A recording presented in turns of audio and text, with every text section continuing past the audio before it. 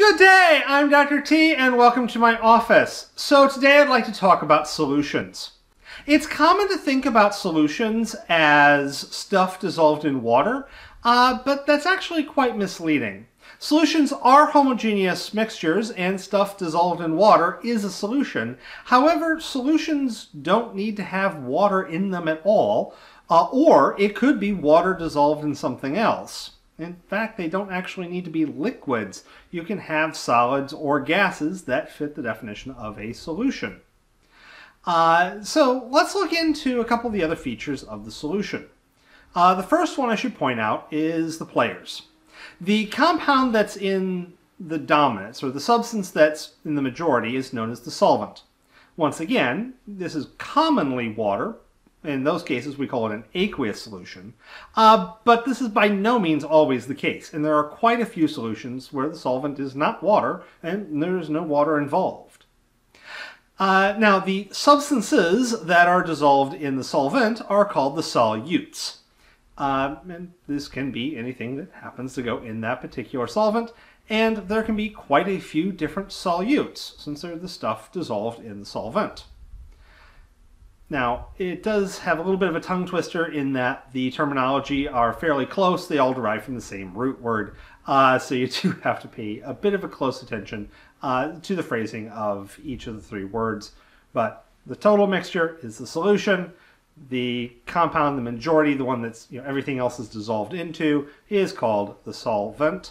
And the stuff being dissolved into the solvent is called the solute. So when you have a solution, or really any mixture, its physical and chemical properties are going to be derived from its constituents. And because those constituents can occur in varying ratios or varying amounts, then those properties will be affected not only by what that mixture is made of, but also how much of each. In the case of chemical properties, there's actually a rather interesting scenario that imparts a lot of those issues.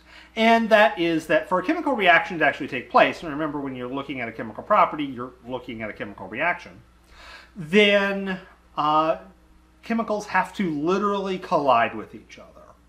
And therefore, the more you have of any given chemical, the more likely it's going to collide. Think traffic accidents in LA versus middle of nowhere, Wyoming. You're going to have more traffic accidents in LA. Just simply because there's more people, there's more cars, there's more traffic. And same goes for chemistry. The more chemicals you have that are going to potentially do some reactions, the more likely they're going to bounce into each other and the more likely you're actually going to get a reaction. Now, when it comes to solutions, the simplest one to actually keep track of are the gases. And these were actually some of the early ones that were sorted out by chemists. So for a gas, we have two major ways of describing the amount of solute versus the amount of solution, or what kind of blend our mixture has. The first is what we call mole percent. Mole is a unit chemists use. It's a counting unit, kind of like a dozen, but it's much, much larger. It's 6 times 10 to the 23rd, and it's used to count molecules and atoms because these things are absolutely tiny. A tiny glass of water is going to have, once again, a 10 with 24 zeros after it, water molecules. It's going to be just insanely large numbers because these are so insanely small. And so a mole ratio is literally just a ratio of how many atoms or molecules of one thing are there for the total. So if I said, hey, the air is 21% oxygen, then I would be literally saying that there are 21 oxygen molecules for every 100 molecules of just stuff in the air.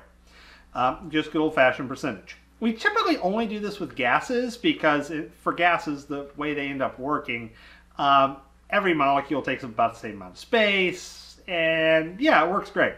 Now, because chemical reactions take place when things collide, it's actually really useful to describe the actual collisions. And for gases, the amount of colliding is described by the pressure. So the pressure is the amount of force a gas exerts on its container. And well, the way you exert force on your container is you slam into it. Hey, that's a collision.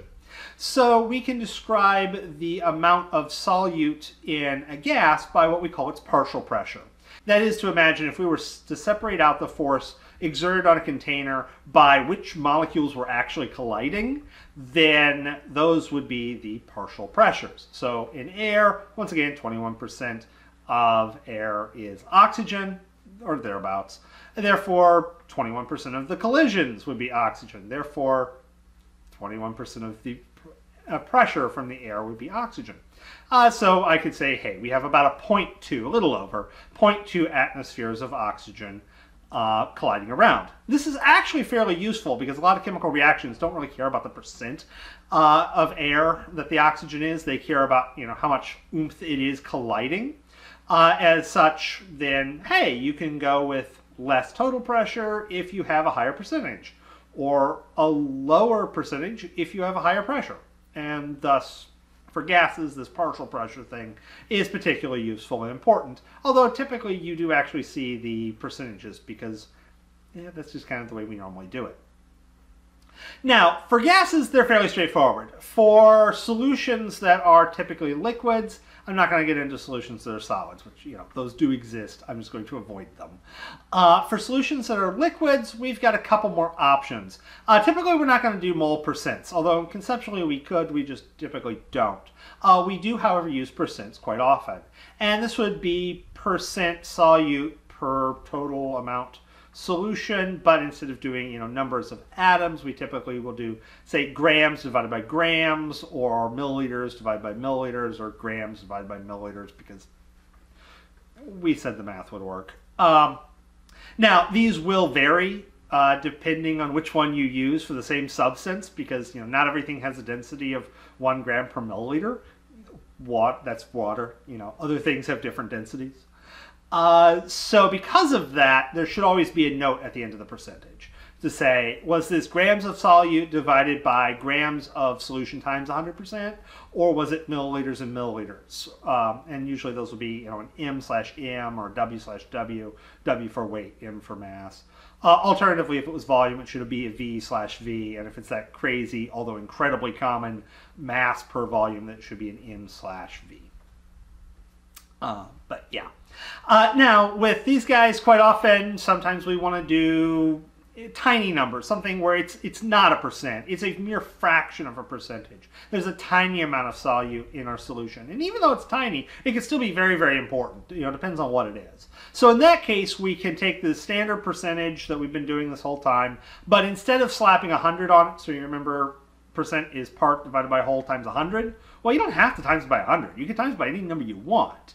And that any number you want is just going to change what it is. So if I times it by 1,000,000, then I get the unit parts per million, or ppm, which is fairly common. You'll run into that on a regular basis.